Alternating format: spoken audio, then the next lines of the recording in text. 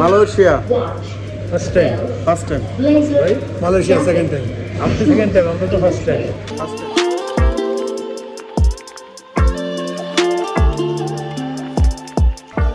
আমরা প্রথম মালয়েশিয়া রওনা দিলাম ইউএস বাংলার এই ফ্লাইটটিতে করে 436 জন যাত্রী বহন করে। এই বিমানের আগে উঠিনি, বড় বিমান, এটা হচ্ছে বিশাল বড় মালয়েশিয়াগামী তো এটা না ভাই, হয়ে গেল না একসাথে হয়ে গেল।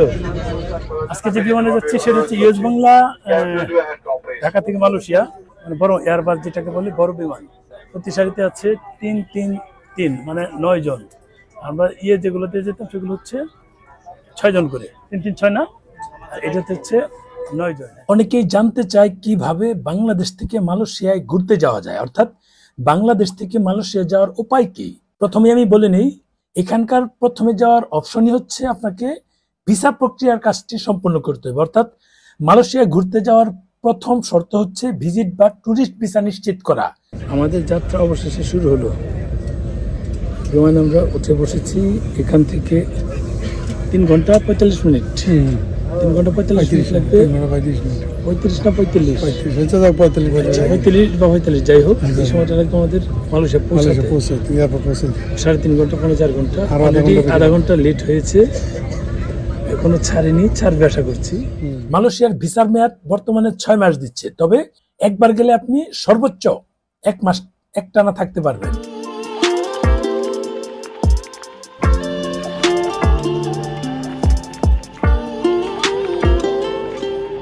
আমাদের বিমান যাত্রা শুরুর কিছুক্ষণ পর আমাদের যে এখানকার লাঞ্চের ব্যবস্থা করেছে বিমান থেকেই, আমরা যে যার মতো খেয়ে নিচ্ছি।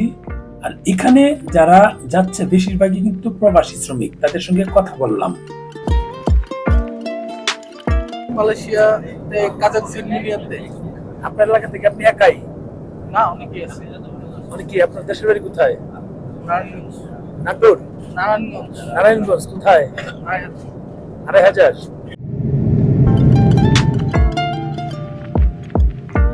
এক 1,92,000 বর্গ কিলোমিটার আয়তনের অতিবৃষ্টি অরণ্যের অধিকারী মালয়েশিয়া বিশ্বের 17টি মহাবিচিত্র দেশগুলির একটি। আপনি যখন মালয়েশিয়াতে ভ্রমণের চিন্তা ভাবনা করবেন, তখন যে বিষয়গুলো আপনার মাথায় চলে আসবে, কোথায় কোথায় ভ্রমণ করবেন, কি কি দেখবেন, ঐতিহ্যবাহী কি কি খাবার আছে তা পরখ করে দেখতে চাইবেন,